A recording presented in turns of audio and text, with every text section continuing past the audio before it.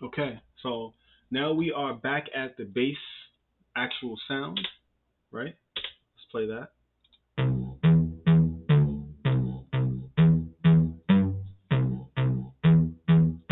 Now this is called the Europa, and I'm not getting into the specifics and the details of the instrument yet. I just want to focus on playing a sound, recording it, and moving forward. Okay. Now, if you want to learn more about these specific instruments, you can go into my YouTube. I have specific walkthrough for each instrument. I will walk you through everything. Okay. In time, we'll get there. Like I said, it could be very intimidating. When you look at all of these buttons, it's like, ah. And when you want to make music, you just want to make music. You can come back and play with the sound modification later. Okay. So this is one of the things I do like to use sometimes. You push the tab button. Okay. It flips it. It shows you the back of it to make it a little more complicated and a little more frustrating, right? You don't know what the hell is going on, right? You click tab, it comes back to this. But this is where we are.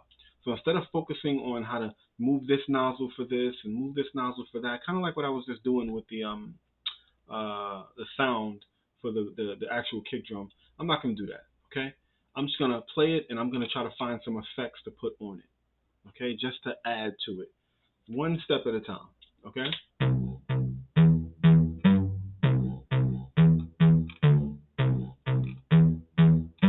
Boom, boom, boom, boom. Now, I mean, I could play with it, but I'm not going to do that yet, right? You can do some dope stuff, really. That's probably what I should do, but I'm just going to do it this way because I've already started that way. I'm going to find effects, and we're going to transition our way into learning the instruments with effects, and then we're going to go back and comb through it one by one.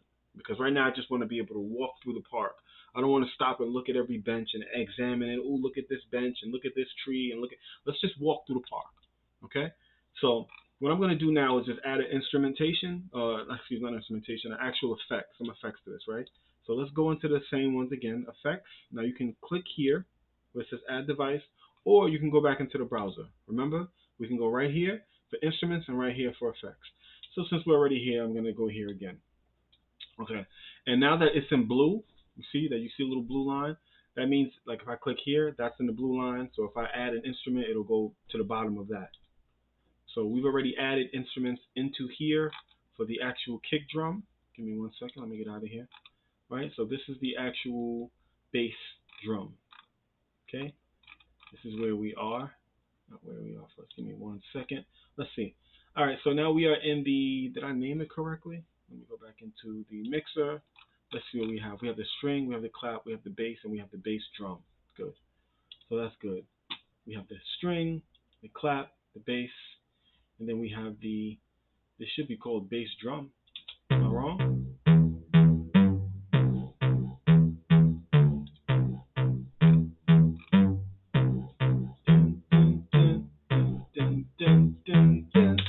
Okay, so this is the actual bass, right?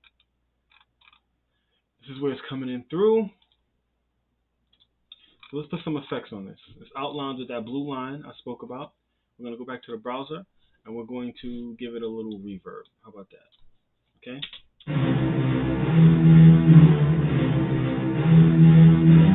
Nasty, right? So I'm going to dry it out.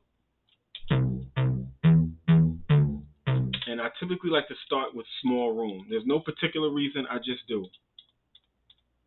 Okay, so let's go to small room.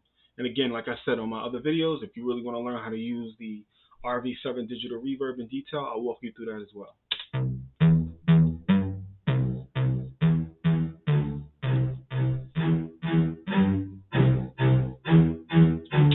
So I kind of like that small room sound. You see how I just turned the wet all the way up?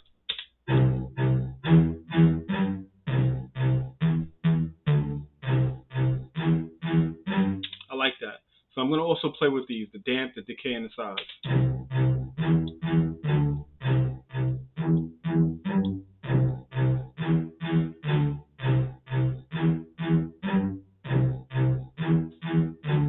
I like the damp. Let's see what the decay sounds like.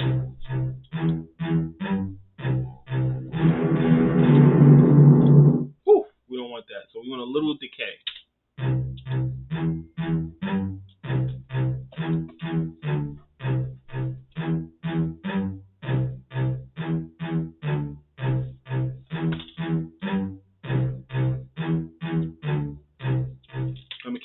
me see if I can adjust the size a little bit.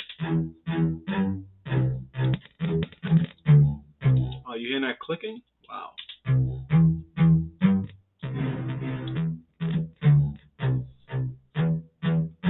I like that.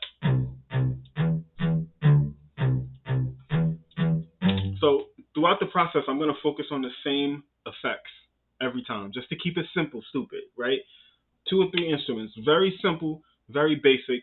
We're going to master those simple, very basic tools. And then the same instruments we use to actually set this up, we're going to master that. Okay, and we're going to go through it until we're really good at it. And then we're going to transition, okay? So we got the reverb, okay? Typically the second thing I put on after the reverb is the delay. So here we go with the delay. Now I'm going to make it all the way dry so it doesn't affect me too much and I can kind of transition into it. Okay, here we go.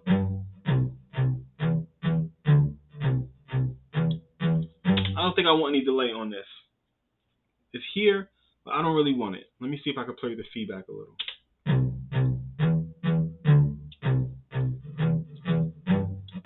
Okay, I'll take it back. I do not like this delay. Okay, so I'm going to leave it there because it's not hurting me. It's not really bothering me. I mean, I could just delete the device, right? But I'm just going to leave it there. It's not hurting me. It's on dry, so it's fine. But I'm definitely going to keep the reverb, okay? Now let's try some unison.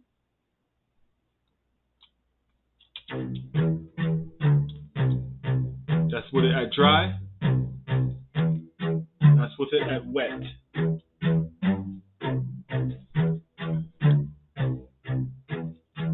I'm going to keep it all the way at wet, and I'm going to play with the D tune.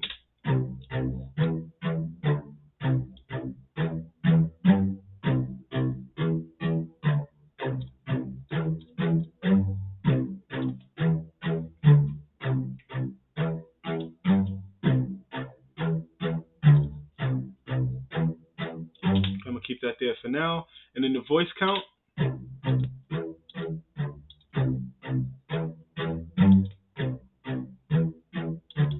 So I typically like a wider sound. So the 16 feels wider to me, so I'm going to keep it there. Now, the other video I did use the reverb, which is the RV7 digital reverb and the DDL digital delay line, right? And I also use the UN16 unison. Now I'm going to bring in something else I used to use all the time. And we'll stop playing with the other ones. I keep saying that eventually. But now I'm going to bring in the unison. We're going to bring in the chorus flanger. Okay? And I'll talk more in detail about what they do once I cover each one specifically. So here we go.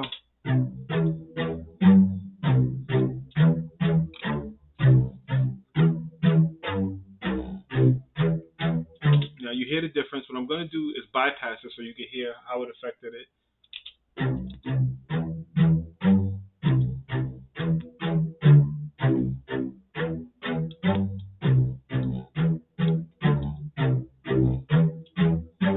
So it's giving it a slight delay. I'm going to turn the delay down a little.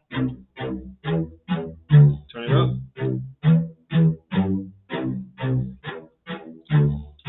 Let's see if I can change the feedback.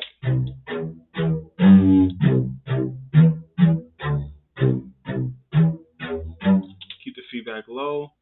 Let's see, we got the rate and we got the mod amount and the send mono. So let's click the send mono.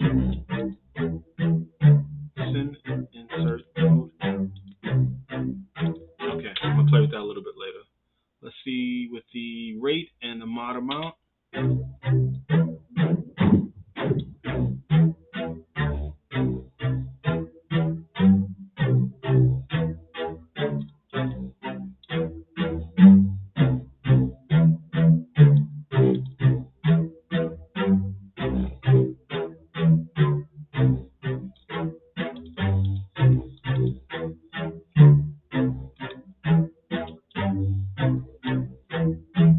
Okay, so I have put on, let me get rid of the browser real quick.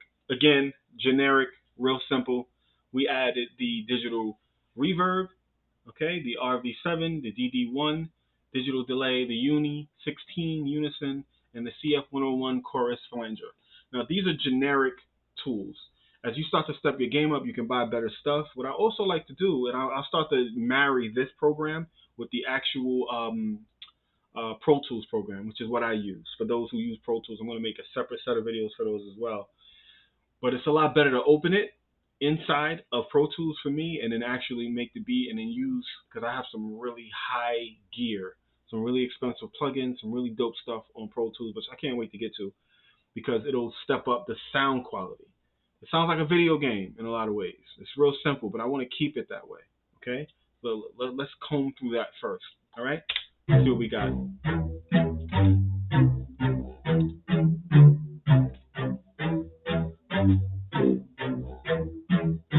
All right, so what I'm going to do is open up the sequencer so you can see where we are with the song. Remember how we laid out the intro, and then we started to play a little more different sounds, and then we transitioned into here.